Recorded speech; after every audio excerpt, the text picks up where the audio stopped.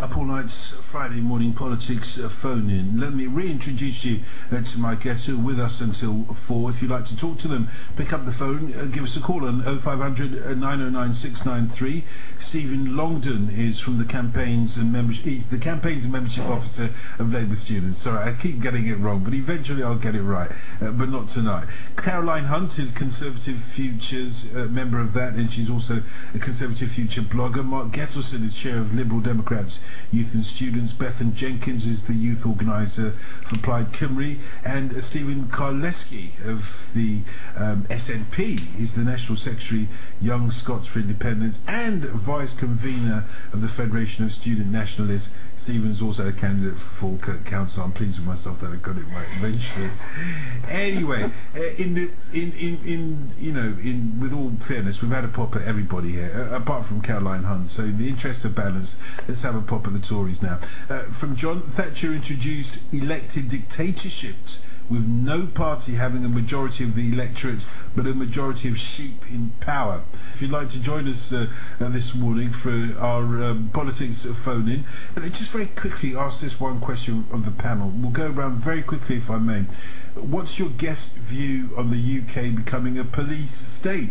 Says Djbreed in Hertford. Let's start with you, Stephen Longdon. Police state? Well, I think, let's be clear, whilst we all prioritise individual rights, we can't put the rights of criminals above the rights of the law-abiding majority. But are we living in a police state? No, not at all. We have more CCTV cameras, that just means that more people get caught. Mark Gesselson, to be fair, this isn't really about CCTV cameras as well. This is about things like internment without trial, the basic abolition of habeas corpus.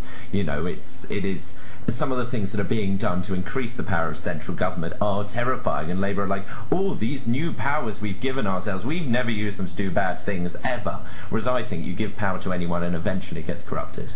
Stephen Karleski, police state?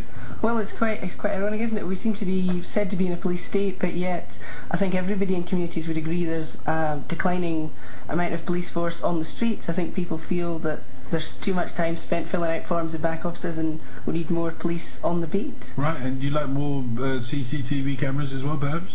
Well, to a certain degree, they do have a place and they do some good, but I feel people feel much safer if they go back to a more traditional system of seeing more police on the street in their communities. It makes them feel safer, and it should reduce crime. Bethan Jenkins. I think when we talk about this issue, I think we have to look at how the Labour Party are infringing on our human rights, introducing or seeking to introduce measures such as ID cards, more CCTV cameras, just trying to take over our lives in this respect, and I think that's totally wrong. Simon in Ipswich, good morning.